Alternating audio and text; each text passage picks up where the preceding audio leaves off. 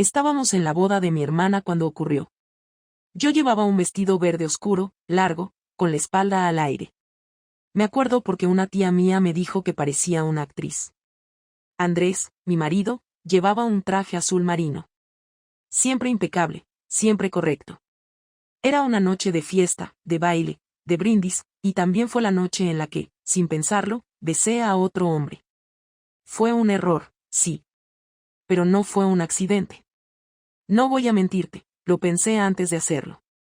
En el segundo exacto en el que Rubén, un amigo de la infancia que no veía desde hacía años, me cogió de la mano para bailar, algo en mí se activó. Lo que empezó como una risa tonta entre copas acabó en un rincón del jardín del restaurante, cuando me dijo al oído que me veía distinta. «Estás más mujer», dijo. Y yo, con un segundo de duda, lo besé. No fue un beso de película. Fue rápido, sucio, urgente. Nadie lo vio. Bueno, eso creía yo. Volví a la mesa como si nada. Andrés estaba con los niños, riéndose con mis primos. Me ofreció un trozo de tarta y me preguntó si quería café. Le dije que no.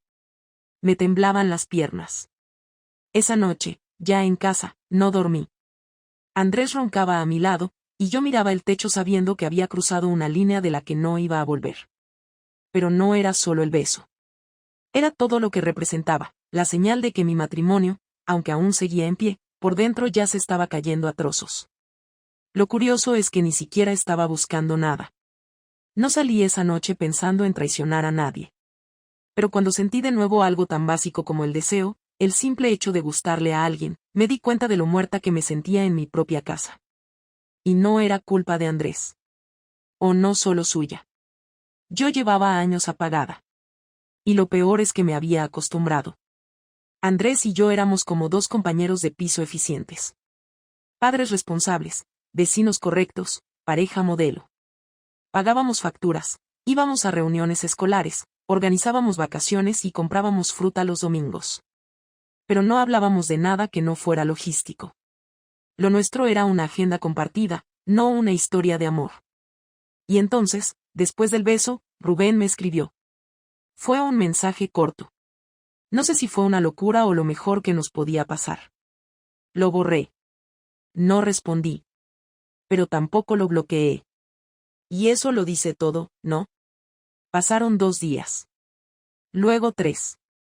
Luego una semana. Yo no podía dejar de pensar en lo que había sentido. No por Rubén en sí. Sino por mí. Por la mujer que fui esa noche. La que se rió sin miedo, la que bailó sin mirar el reloj, la que besó a alguien sin pedir permiso. Y en casa, todo seguía igual. Andrés me hablaba del cambio de colegio del niño, del seguro del coche, del último correo del banco. Y yo asentía, y sonreía, y me sentía como una extra en mi propia vida. Hasta que respondí el mensaje. Y así empezó todo. Fue el domingo siguiente a la boda cuando empecé a notar que Andrés sospechaba algo. No fue una pregunta directa ni una escena de celos. Fue más bien un silencio raro, una pausa antes de decir algo, un gesto que no era habitual. Me miraba diferente, como si me estudiara. En lugar de su mirada habitual, que era mecánica y distraída, ahora me observaba con una atención que incomodaba. Me preguntó, mientras desayunábamos en la cocina, si me lo había pasado bien en la boda. Asentí mientras untaba mantequilla en una tostada, evitando mirarlo a los ojos. Él no insistió, pero se quedó en silencio unos segundos más de lo normal. Luego cambió de tema y empezó a hablar de la revisión del coche. Pero esa pausa quedó flotando en el aire como si no se hubiese cerrado del todo. 2 días después, ocurrió algo más directo. Llegó a casa antes del trabajo, lo cual era poco habitual. Había recogido a los niños del colegio y estaba cocinando cuando yo llegué. Al entrar, sentí ese ambiente cargado que solo se nota cuando alguien está esperando para decirte algo. Me saludó con un beso seco y se fue al salón. Me quitaba los zapatos en el pasillo cuando escuché que me llamaba por mi nombre, no con tono enfadado, pero sí con una firmeza que no me gustó. Entré al salón. Tenía el móvil en la mano. El suyo, no el mío. ¿Quién es Rubén? Preguntó sin levantar la voz, pero tampoco con suavidad. Sentí que el estómago se me contraía como si me hubieran dado un puñetazo. No por culpa, sino porque sabía que ese momento llegaría. Lo que no sabía era cuándo. Y ahora estaba ahí. Me senté en el sillón frente a él. Me tomé un par de segundos para pensar. Un amigo de la infancia. ¿Por qué? ¿Desde cuándo hablas con él? Insistió, esta vez mirando el móvil. Me di cuenta entonces de que probablemente había leído el mensaje que me llegó esa mañana. Soñé contigo, decía. Un mensaje corto, ambiguo, pero lo suficiente para encender cualquier alarma. Me sentí estúpida por no haberlo eliminado. No porque quisiera ocultar algo concreto, sino porque no tenía claro qué hacer con esa situación. Rubén me escribía, y yo a veces respondía, otras no. No era una relación formal ni un romance clásico, pero tampoco era una simple amistad. Hace poco, respondí, después de la boda. Me escribió. ¿Y por qué soñaría contigo? No lo sé, dije, sin poder sostenerle la mirada. Él dejó el móvil sobre la mesa de centro con más fuerza de la necesaria. Se quedó mirándome sin hablar, esperando algo más. Pero no tenía nada más que decir que no sonara excusa barata. ¿Te acostaste con él?, preguntó al fin. La pregunta me dolió más de lo que esperaba, quizás porque me la hizo sin gritar, sin drama, con una frialdad que me hizo sentir más vergüenza que si hubiera estallado. Lo miré a los ojos. No. Era cierto. Técnicamente, en ese momento no había pasado más allá del beso. Pero la forma en que lo dije sonó defensiva, débil, poco convincente. Él lo notó. ¿Lo besaste? No respondí enseguida. Respiré hondo, sabiendo que si mentía, esto no acabaría nunca. Si decía la verdad, tampoco. Pero al menos era una forma de asumir lo que había hecho. Sí. No hubo gritos. No hubo platos rotos. Andrés no es así. Se quedó en silencio un rato, procesando. Luego se levantó, fue a la cocina y volvió con una cerveza. Se sentó otra vez, con la botella en la mano, sin mirarme. No decía nada. Yo tampoco. Estuvimos así varios minutos que se sintieron como una hora. Al final habló. ¿Por qué? Y esa era la pregunta que más temía. Porque no tenía una respuesta clara. No fue porque Andrés me tratara mal. No fue porque Rubén fuera el amor de mi vida. No fue porque estuviera desesperada. Fue una mezcla de cosas pequeñas que, juntas, formaban un agujero. Pero decir eso en voz alta no iba a servir. Así que dije lo único que me parecía sincero. No lo sé. Él rió por lo bajo, con amargura. Perfecto. Se levantó, dejó la botella medio llena en la mesa, y salió de la habitación. Me quedé sola en el salón, escuchando sus pasos subiendo por las escaleras. No dijo nada más esa noche. Yo tampoco. Dormimos en la misma cama, cada uno en su lado, sin tocarnos, sin hablarnos. Al día siguiente, actuamos como si no hubiera pasado nada. Por los niños. Pero todo había cambiado. Durante los días siguientes, Andrés no volvió a mencionarlo. Pero su forma de estar era distinta. Hablaba lo justo, respondía sin emoción, evitaba el contacto físico. Yo intenté actuar normal, hacer las cosas como siempre, pero él no me lo ponía fácil. Lo entendía. Le había destrozado la confianza, y eso no se repara con una tortilla de patatas ni con una sonrisa fingida. A veces lo sorprendía mirándome, pero era una mirada distinta. No era de amor. Era de análisis, como si intentara entender en qué momento me convertí en otra persona. Una noche, una semana después de la conversación, lo escuché hablar por teléfono en la cocina. No decía mi nombre, pero sabía que hablaba de mí. Le decía a alguien que no sabía si podía seguir viviendo así, que no entendía cómo yo había sido capaz de hacerlo, que se sentía un idiota. Lo escuché decir que no sabía si era mejor echarme o esperar a que yo me fuera sola. Me quedé en la escalera escuchando sin moverme. Cuando terminó, subió y me encontró en el pasillo. No dijo nada. Yo tampoco. Dormimos otra noche más sin tocarnos. Y así fue como empezó el principio del final. Sin gritos, sin escenas de película. Solo con un beso, una verdad, y una casa llena de silencios nuevos que pesaban más que cualquier discusión. La noche en la que todo explotó no hubo nada preparado ni una hora concreta, Solo un cansancio que ya no cabía dentro de la casa y que terminó saliendo como sale todo cuando se acumula demasiado, de golpe y sin cuidado, porque Andrés llegó del trabajo más tarde de lo normal, dejó las llaves sobre la mesa sin mirarme y se sentó frente a mí con una cara que no le había visto nunca en tantos años juntos. Una mezcla rara de rabia contenida y algo que se parecía mucho al miedo, y me dijo con una voz tranquila que era peor que si hubiese gritado: no puedo seguir así, Clara, necesito que hablemos ahora mismo y que no me mientas ni una sola vez más. Y yo supe que esa frase era el final de la versión cómoda de nuestra historia, así que me acomodé en el sillón intentando no parecer a la defensiva aunque lo estaba por dentro, porque cuando alguien te pide la verdad sin rodeos ya sabes que lo que digas va a tener consecuencias que no se pueden recoger después. Él empezó diciendo que había pasado días enteros dándole vueltas a lo del beso, que no había podido concentrarse en el trabajo, que se sentía como si le hubieran cambiado el suelo bajo los pies sin avisar, y que lo peor no era la imagen de otro hombre tocándome o acercándose a mí, sino la idea de que yo hubiera tenido una vida paralela en la cabeza mientras compartíamos la misma mesa y el mismo sofá, y yo le escuchaba intentando no interrumpirlo porque sabía que se abría la boca antes de tiempo.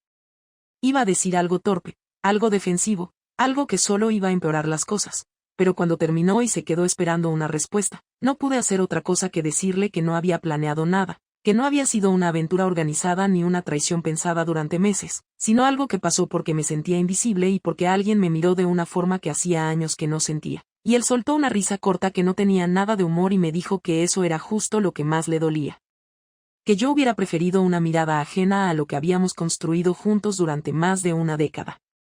¿Y te acostaste con él?, me preguntó de nuevo, no porque no me creyera, sino porque necesitaba oírlo otra vez, y yo repetí que no había pasado de ese beso y de algunos mensajes, aunque en el fondo sabía que esa línea era muy fina y que, aunque no hubiera habido nada físico más allá de eso, lo que sí había existido era una intención, una apertura que ya era una forma de traición, así que añadí algo que no estaba segura de querer decir pero que me salió sin pensarlo demasiado, y fue que no sabía qué habría pasado si Andrés no lo hubiera descubierto tan pronto, porque yo misma estaba confundida con todo lo que sentía, y al decirlo vi como su cara cambiaba, como si esa pequeña frase hubiera sido peor que cualquier detalle explícito que pudiera haberle contado.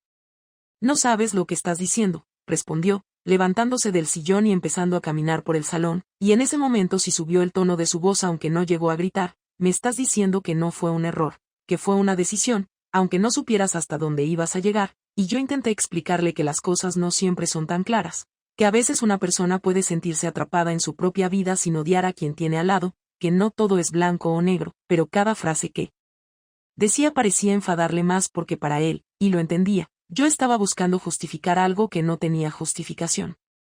¿Y yo qué?, me dijo de repente parándose frente a mí, mirándome con una intensidad que me hizo bajar la vista por primera vez en toda la conversación. ¿En qué momento dejé de ser suficiente para que tuvieras que irte a buscar eso fuera? Y esa pregunta sí me dolió de verdad, no porque fuera injusta, sino porque yo no tenía una respuesta que no sonara cruel, ya que la verdad era que no era él el problema, o al menos no solo él, sino yo misma y esa sensación constante de estar viviendo una vida que parecía correcta pero que no me hacía sentir nada especial, y decir eso en voz alta a la persona que había compartido conmigo tantos años era casi peor que admitir el beso.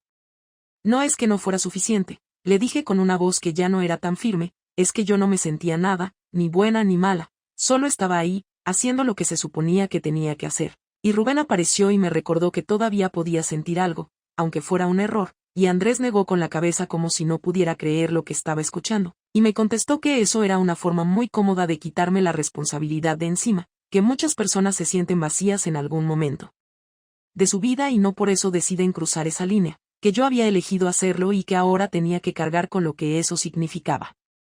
La discusión siguió durante horas, pasando de los reproches al pasado, de mis quejas sobre lo poco que hablábamos de nosotros a sus recordatorios de todo lo que había hecho por nuestra familia, de cómo había renunciado a oportunidades por estar cerca de casa y de cómo yo ahora parecía olvidar todo eso porque alguien me había hecho sentir deseada durante una noche. Y en medio de todo ese cruce de palabras yo también me defendí, quizás no de la mejor manera, diciendo que no me había sentido escuchaba en mucho tiempo, que cuando intentaba hablar de cómo me sentía él siempre lo llevaba a cosas prácticas, a soluciones rápidas que no arreglaban lo que pasaba por dentro, y aunque sabía que eso era cierto, también era consciente de que lo estaba usando como una forma de no enfrentarme del todo a lo que había hecho.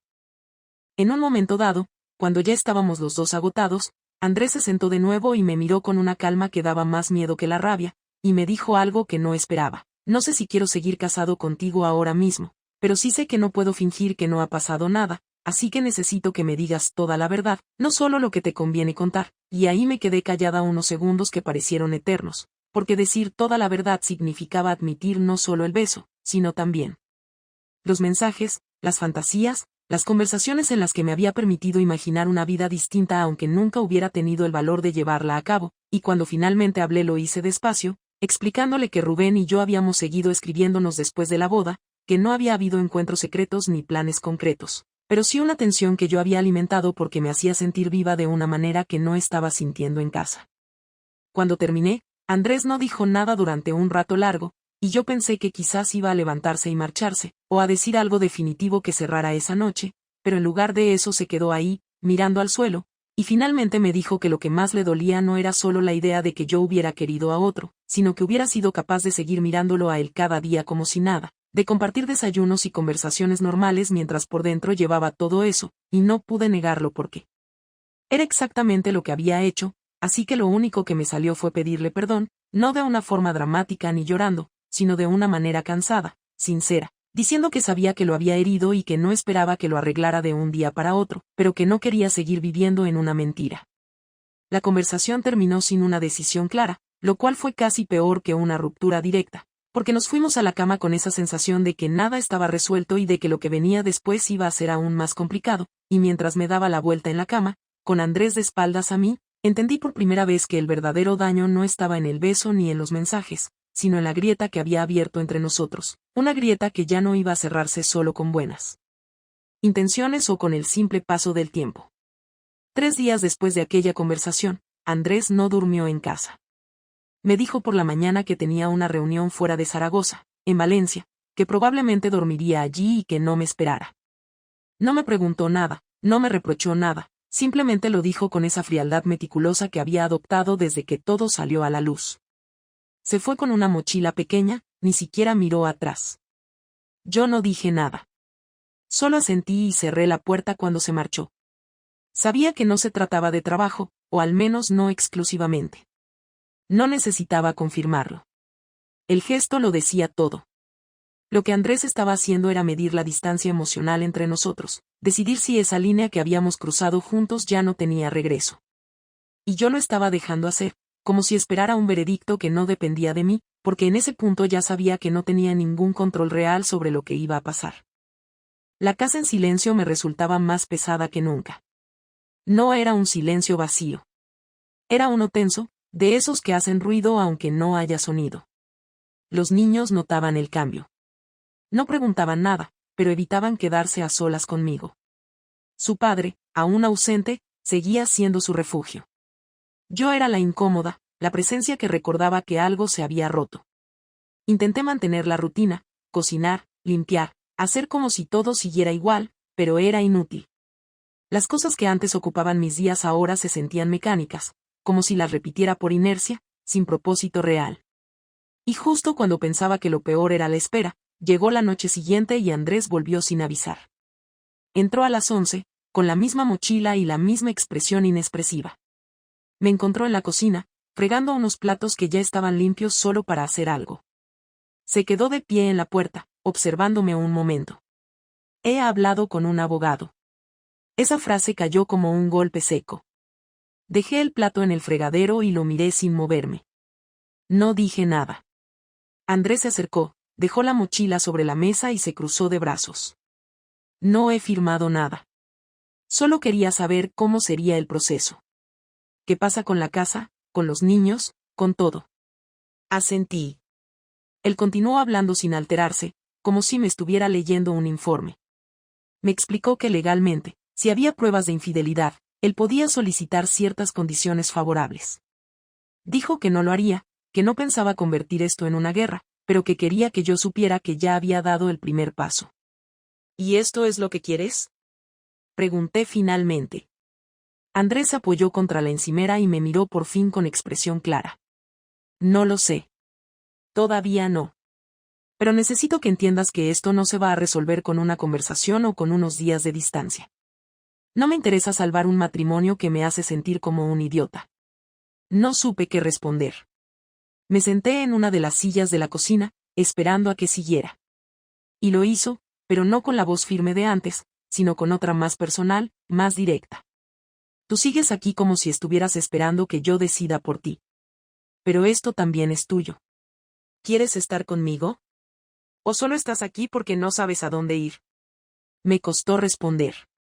No porque no tuviera algo que decir, sino porque sabía que cualquier cosa que saliera de mi boca iba a sonar a intento de rescate. Así que fui honesta.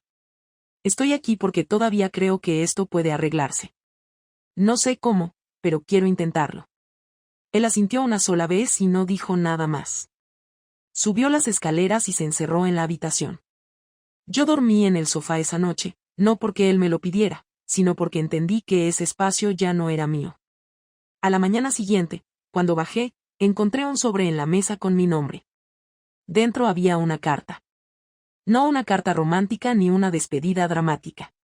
Era un documento organizado, con fechas, propuestas de custodia compartida, horarios, turnos. Al final, una nota escrita a mano: si decides firmar, avísame. Si no, hablemos el lunes. Andrés.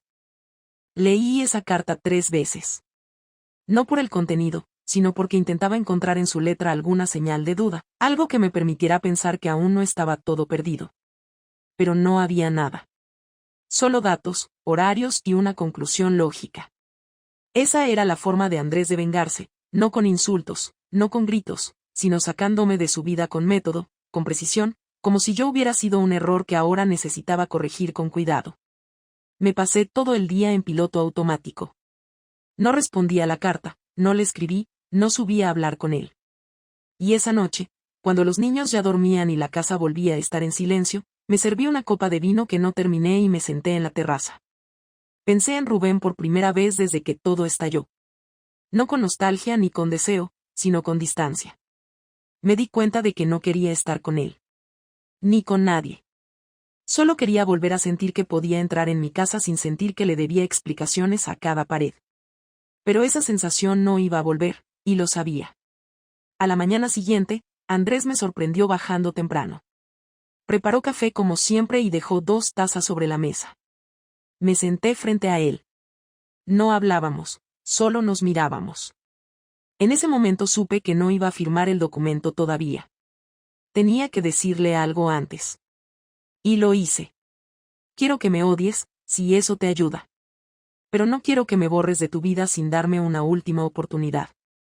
Andrés no reaccionó de inmediato. Bebió un poco de café, dejó la taza en la mesa, y me miró con calma. No te odio. Si te odiara, esto sería más fácil. Solo me siento estafado. Lo sé, respondí. Por eso no quiero que creas que estoy aquí esperando a que tú decidas por los dos. No estoy esperando nada. Solo quiero saber si tú todavía estás dispuesto a sentarte conmigo y, aunque no sepamos cómo, buscar una manera de arreglar esto. Él se levantó, llevó su taza al fregadero, la lavó con cuidado, y se quedó mirando por la ventana. No dijo nada más. Pero al menos no me dio una respuesta definitiva. Era poco. Pero por primera vez en muchos días, sentí que ese poco podía ser un punto de partida. Esa noche dormimos en la misma cama. No nos tocamos. No hablamos. Pero tampoco estábamos en guerra. Era otra cosa. Una tregua silenciosa que no sabíamos cuánto iba a durar. El lunes llegó y no hablamos. No fue por falta de tiempo ni porque lo evitáramos conscientemente. Simplemente no se dio. Los niños fueron al colegio como siempre, yo volví a trabajar, Andrés también. En casa nos cruzábamos, nos saludábamos, pero no pasábamos de frases breves sobre lo necesario. El documento seguía en la mesa, sin tocar. Nadie lo movió, nadie lo mencionó. La rutina se volvió una coreografía silenciosa que mantenía la paz de forma tensa. Por dentro, yo sabía que él esperaba que yo diera el siguiente paso, que dijera algo concreto, que hiciera algo definitivo. Pero no sabía por dónde empezar, y cuanto más pasaban los días, más difícil se hacía abrir la boca. Hasta que llegó el viernes. Esa mañana Andrés no estaba en casa cuando me desperté. Pensé que habría salido temprano a trabajar, pero al revisar mi móvil vi un mensaje suyo, enviado a las 6 de la mañana. Era corto: he tomado una decisión. Esta tarde hablamos. No decía más. No lo llamé. No le respondí. Solo esperé, como quien espera un examen, una sentencia, una noticia que ya sabe pero necesita oír para creer. A las 7 de la tarde entró por la puerta con una expresión más tranquila de la que esperaba. No traía mochila, no traía papeles, no traía maletas. Se acercó a la mesa, retiró el documento y lo guardó en un cajón. Luego se sentó frente a mí, que ya estaba esperándolo con un café frío y las manos entrelazadas. He pensado mucho estos días, empezó diciendo, con un tono neutro, casi profesional. Y he llegado a la conclusión de que no quiero seguir en este punto muerto. No quiero vivir en una casa donde tengo que medir mis palabras o donde cada silencio parece una decisión. Yo no me moví. Esperé a que continuara. No voy a firmar nada, al menos no ahora. Tampoco quiero hacer como si aquí no hubiera pasado nada. No me interesa vivir una mentira. Pero si quiero una cosa clara, necesito poner distancia. ¿Distancia cómo? Pregunté, con la voz tensa. Voy a irme a vivir a casa de mi hermano por un tiempo. Unas semanas. El tiempo que necesite para ver si puedo volver a convivir contigo sin sentir que estoy conviviendo con una desconocida. Quiero ver cómo me siento sin esta presión constante de decidir algo cada día. No supe si aquello era un paso hacia el final o una forma rara de intentar salvar algo. Pero lo entendí. En ese momento supe que no podía pedirle más. Que ya había hecho bastante con quedarse una semana más después de todo. Así que solo pude asentir. ¿Qué les vas a decir a los niños? Que es temporal. Que necesito tiempo. Y que los veré cada día, que no me voy de sus vidas, solo de esta casa. No les voy a contar lo nuestro. No ahora. No discutí. No tenía sentido hacerlo. Andrés se levantó, subió las escaleras y empezó a meter cosas en una bolsa de deporte. No tardó más de 10 minutos. Bajó sin drama, me miró un momento, y antes de abrir la puerta dijo algo que me dejó clavada en el sitio. Tú elegiste. Solo que lo hiciste sin darte cuenta. Y se fue. El vacío que dejó fue más fuerte que su presencia los días anteriores. Esa noche la casa me pareció irreconocible. No porque estuviera sola, sino porque, por primera vez desde que todo comenzó, la posibilidad real del divorcio dejó de ser una amenaza lejana y se convirtió en un camino concreto que ya se había empezado a recorrer. A los niños les dije lo que acordamos. No preguntaron mucho. Andrés pasó a buscarlos al día siguiente para llevarlos al cine y luego a dormir en casa de su hermano. Volvieron el domingo por la tarde. Traían regalos, risas, y una sensación de que todo era un juego extraño entre adultos que ellos aún no comprendían del todo. Los días siguientes fueron raros. No tristes, no intensos. Raros. Yo iba a trabajar, volvía a casa, cenaba con los niños, y cuando se dormían, me quedaba en silencio frente al televisor sin mirar realmente nada. Andrés pasaba todos los días un rato en casa. Jugaba con los niños, se aseguraba de que todo estuviera bien, me saludaba sin frialdad pero sin intimidad. No hablábamos más que lo justo. Pero una noche de miércoles, sin esperarlo, me pidió que saliéramos a caminar después de cenar. Acepté sin pensar. Caminamos por las calles del barrio como dos conocidos que no saben si tienen algo pendiente o no. Fue él quien rompió el hielo. Lo he pensado mucho. No me interesa destruirte. No quiero vengarme. Lo que hiciste me dolió, sí, pero no me interesa vivir con resentimiento. No espero que lo olvides, le dije. No lo voy a olvidar. Pero tampoco quiero quedarme atrapado en eso. Estoy intentando ver si, más allá del daño, aún hay algo que tenga sentido reconstruir. ¿Y hay algo? Andrés se detuvo y me miró con una seriedad agotada. No lo sé todavía. Pero te voy a decir una cosa que quizá te moleste. Dímela. Ya no confío en ti. No sé si volveré a hacerlo. Y si no puedo, esto no tiene futuro. No supe qué decir. Él siguió. Pero quiero que sepas que no lo hago por orgullo. No es que quiera castigarte. Es que estoy roto. Y no sé si se puede arreglar. ¿Tú quieres arreglarlo? Quiero saber si se puede. Porque si se puede, lo intentaré. Pero si no se puede, prefiero terminarlo bien que arrastrarlo hasta convertirlo en algo tóxico. Nos quedamos ahí un momento sin hablar. El aire era frío pero soportable. La calle vacía. La vida seguía alrededor, pero nosotros parecíamos detenidos en una especie de limbo. Finalmente, él caminó de nuevo. Yo lo seguí. Volvimos a casa sin decir más. Esa noche dormí sola, pero no con la misma angustia. Dormí con la certeza de que, por fin, estábamos hablando de verdad. Al día siguiente, Andrés no vino a casa. Me escribió que necesitaba espacio ese día. Yo lo respeté. No insistí. No le escribí. Me limité a continuar. Pero por primera vez desde que todo se rompió, me sentí parte del proceso, no una espectadora. Y eso ya era un cambio. Lo que venga después, aún no lo sé. Pero esta vez, estoy despierta. Y ya no me escapo de lo que hice. Ni de lo que venga. Una semana después de aquella caminata con Andrés, él vino a casa a recoger unos documentos que había olvidado en el despacho. Eran las 6 de la tarde, los niños estaban en sus habitaciones haciendo deberes y yo estaba sentada en el comedor con el portátil abierto, revisando cosas del trabajo pero sin concentrarme. Cuando entró, no hubo saludos incómodos ni gestos raros. Solo se acercó al cajón, sacó una carpeta, la revisó rápido y cuando ya estaba por salir, se quedó un momento parado y me preguntó si podía sentarse.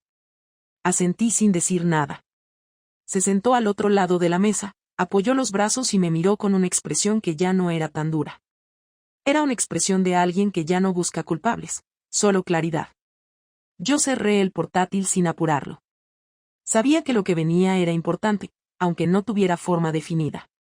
He estado yendo a terapia, me dijo sin rodeos. Una amiga me recomendó a alguien y fui. No lo esperaba, pero tampoco me sorprendió. Andrés era así. Siempre buscaba entender, organizar, estructurar las cosas.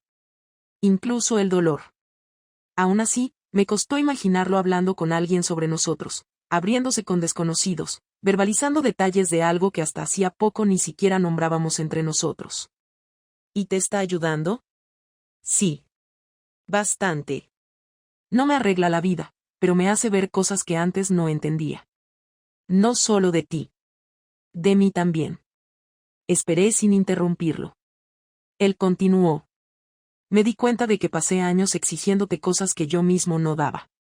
Que me metí en una rutina donde solo me importaba que todo funcionara. Y que te dejé sola en muchos sentidos. Yo también me dejé sola. No quiero que ahora sientas que todo fue culpa tuya. No fue así.